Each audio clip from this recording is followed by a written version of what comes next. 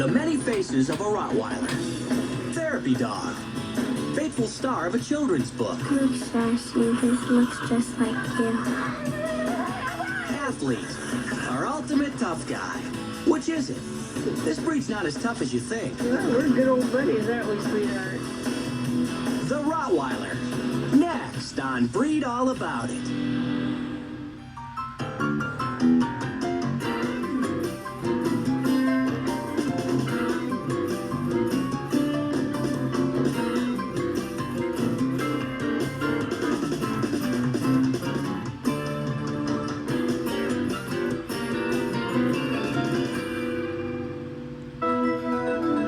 When you think of the Rottweiler, this is probably not the image that comes to mind. The Rottweiler's a working dog, originally bred to drive cattle and serve as a guardian and protector.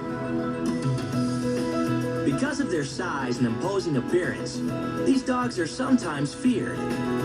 In fact, the Rottweiler is a loyal and friendly companion, and today it's the second most popular pet in the United States. Its easygoing nature and great intelligence make a Rottweiler a perfect candidate to work as a therapy dog, like Mr. T here. Mr. T is a 5-year-old Rottweiler who wears many hats, literally. But his most visible and most important role is that of a therapy dog. Mr. T's owner, Paula Zingoda, has been involved with Rottweilers for over 30 years. 11 years ago, she founded the Our Best Friends Therapy Dog program as a promise to a dear friend who succumbed to cancer. In the last 3 weeks of her life at Scripps Memorial Hospital, when she was feeling well enough, I'd whip her into the wheelchair, and I would take her down to the lobby and bring her Rottweiler, Carly, in to visit her. And it made such a difference in her attitude for the next 2 or 3 days that before she died, I promised her that I'd work on a therapy dog program. I wanted to have a program where people volunteered. They trained their dogs, they would visit hospitals, they would visit nursing homes. But I wanted it to go a step or two further than just a visit. I wanted these dogs to actually be part of the treatment team.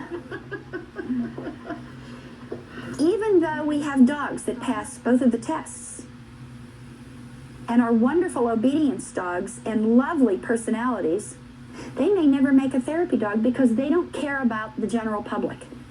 Yes, we are. We're good old buddies, aren't we, sweetheart? We've been through a whole bunch together, huh? This is one reason why Rottweilers make such good therapy dogs, because they genuinely love people. If a dog is beautifully trained, doesn't care about strangers, it will stress that dog to be a therapy dog, to be forced to visit with strangers. So we only take dogs that are genuinely gregarious and very outgoing. They need to walk up to a stranger and say, "Hi, would you pet me? You're the only person that exists right now."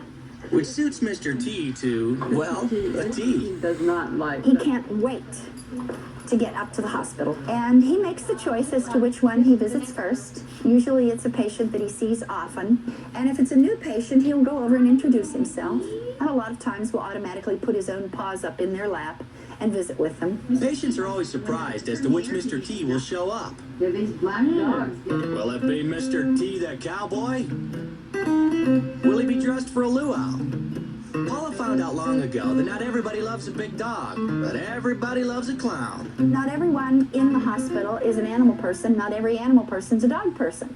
So we started our acute care animals, dogs, wearing costumes to kind of make them a little more amenable to all the patients. We've given them something else to talk about besides their illness.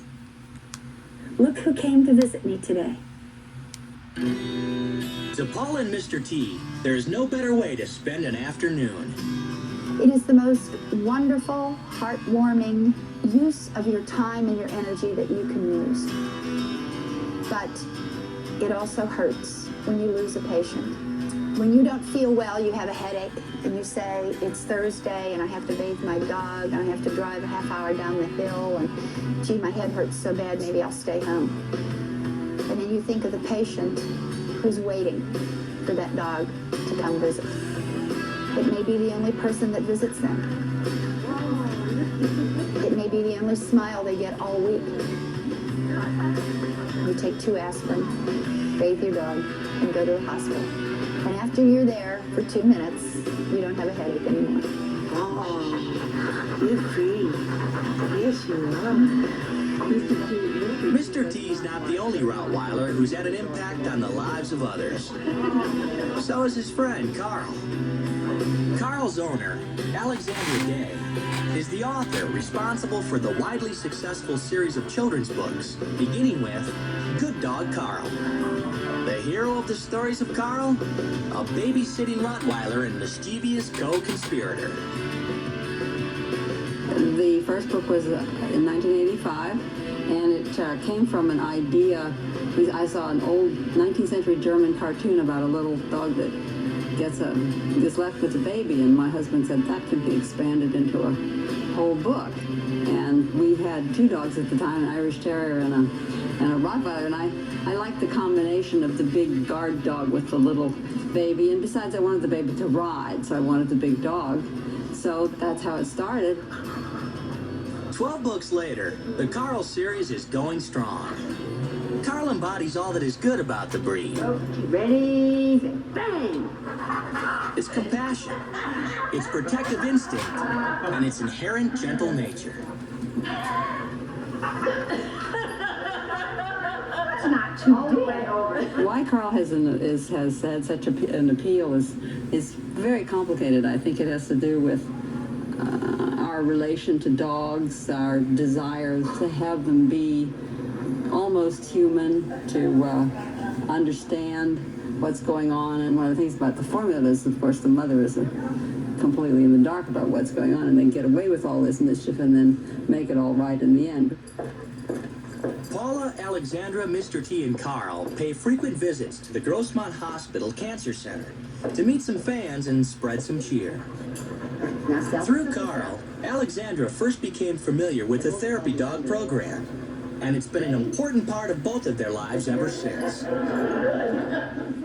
Alexandra was asked to paint a portrait of the hospital's first therapy dog, Paula Zingota's beloved Hearts. He wears a badge and a gun, but he'll let you scratch him behind the ears if it'll bring a smile to your face.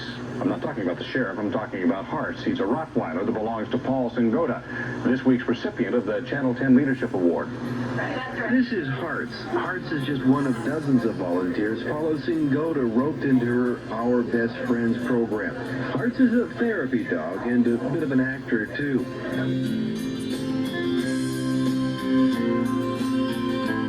Together, Paula and Hearts became honored members of the San Diego community.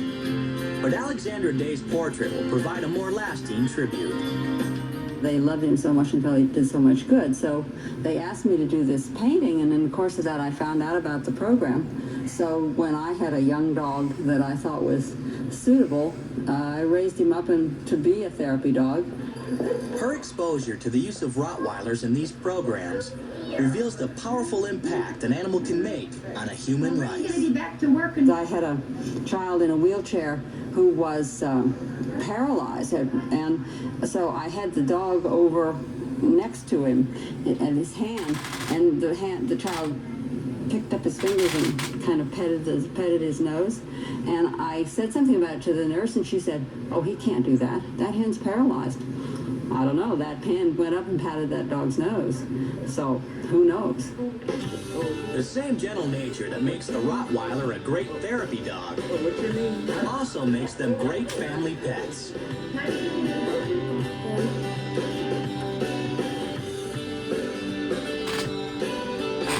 Cersei likes to play pool with me and swim with me.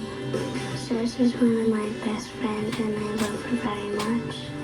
The Brill family of Farmingville, New York, truly believe that their Rottweiler, Sasha, is a perfect example of the breed's loving nature.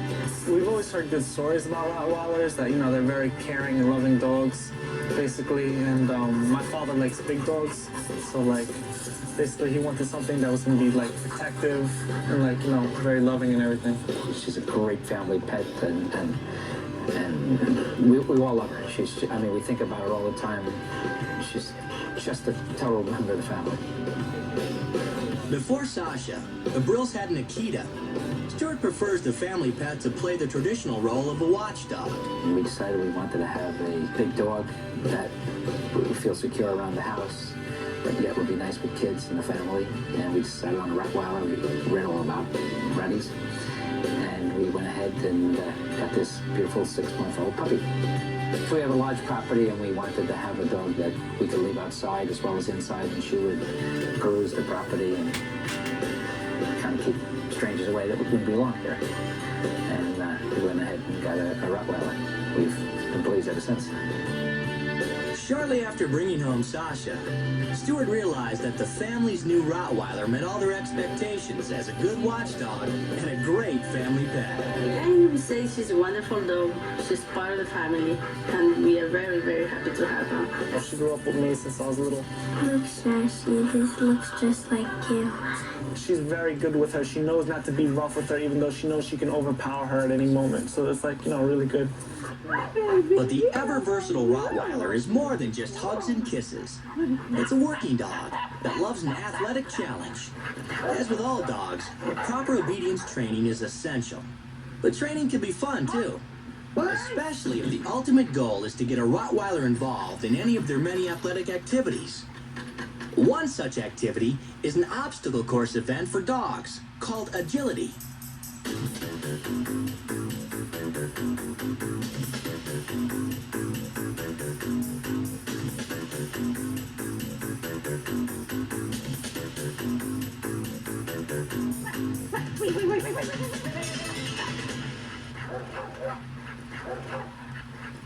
I started working with agility with a trainer because I found my dogs trained in obedience or did their obedience training much better if I interspersed the training with a few obstacles and some fun.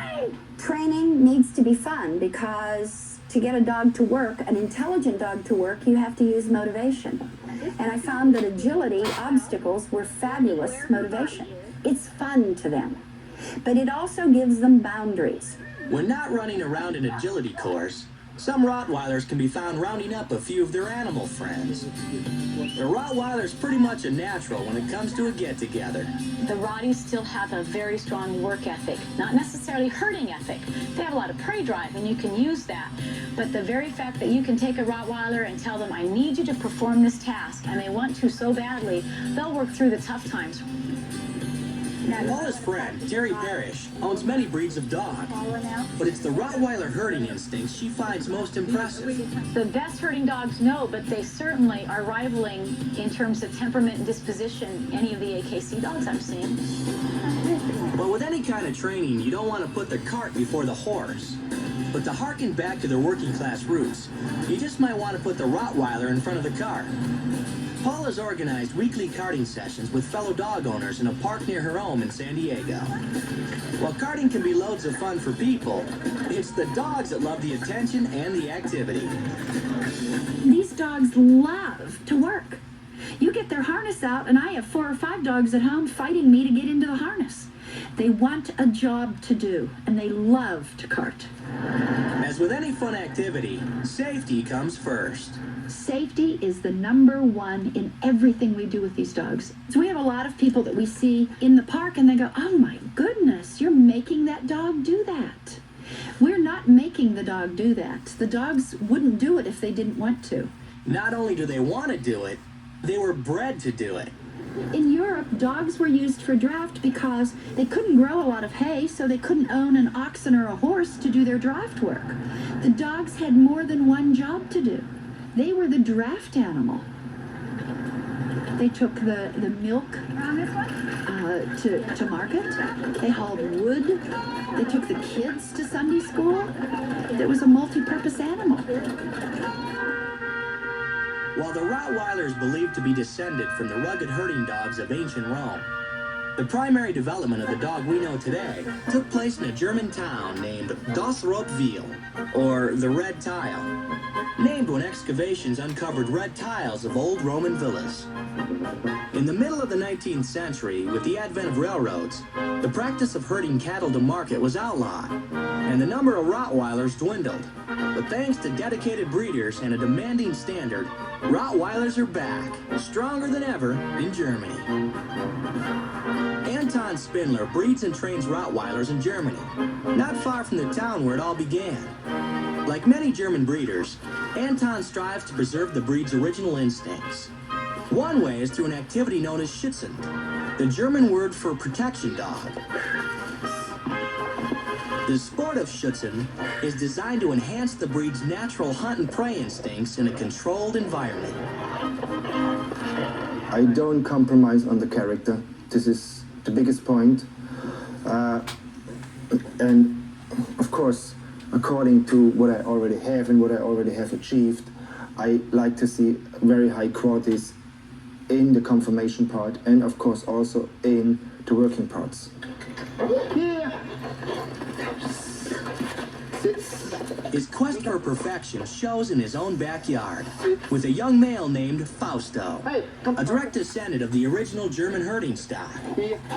He's a very good dog, very confident dog, which is sometimes also a little bit of his problem because sometimes he gets a little bit too cheeky. He goes a little bit over the top and then I have to tell him, listen, this is not what you're allowed to do, but this is part of my training. Despite his pupil's adolescent antics, Anton thinks Fausto has the potential to be a champion performer, as well as an excellent specimen of the breed. He's just, as far as conformation part, just a super dog. Like he has a very, very strong head, very strong back line and bottom line, and is very good in angulations.